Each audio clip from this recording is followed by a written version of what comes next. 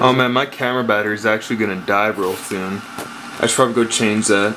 I need to sync the audio with my mic real quick, so not satisfied with that. Still not satisfied.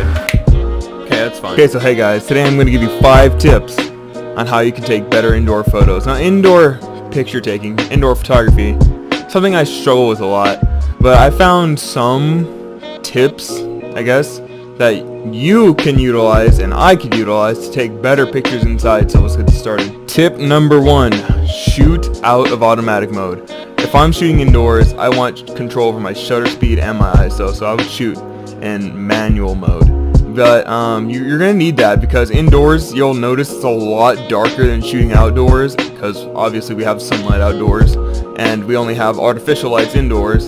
So yeah, I would shoot out of auto so that you have complete control over your camera and you can get what you want. You can get that exposure perfectly. So yeah, that's tip number 1, shoot out of auto. Tip number 2, make the most of windows. I'm pointing over here because there's a window over here.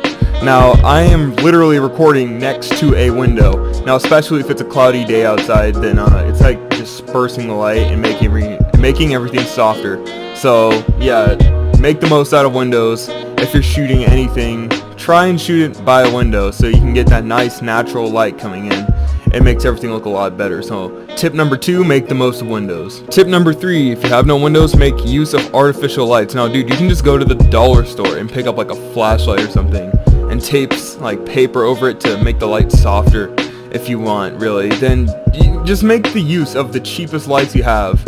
Like literally, these lights that I'm using I got for free. I got this one for free and that one for free.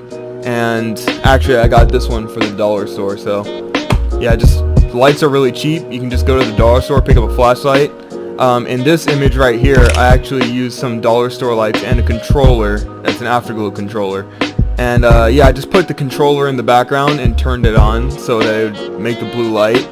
And yeah, that made for a really nice bokeh. And then the pine cone, what's inside the pine cone is actually just a wired dollar store light. It's like a light, kind of like a Christmas tree light. But I just got it from the dollar store, and look at that. Tip number 4, pet peeve of mine. Set your white balance out of auto. Because I'm, like, for example, right now, I'm using 2 lights that would produce a yellow tint in my video if I did not set my white balance to tungsten. I want to say it's how it's pronounced, because they're literally yellow lights. Like, the lights are yellow in themselves. They produce yellow light, so I set the white balance to be tungsten. I can't pronounce it, sorry. So yeah, tip number 4, set your white balance out of auto. Tip number 5, experiment with your image.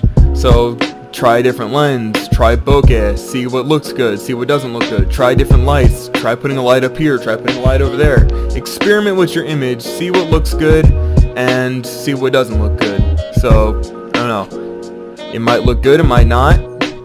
If it doesn't, then you learn something, you know what not to do. This goes through every part of photography, by the way. This is not just for indoor photography, but I just decided to include this tip in here anyway because it really helped me out. So yeah, that concludes this video.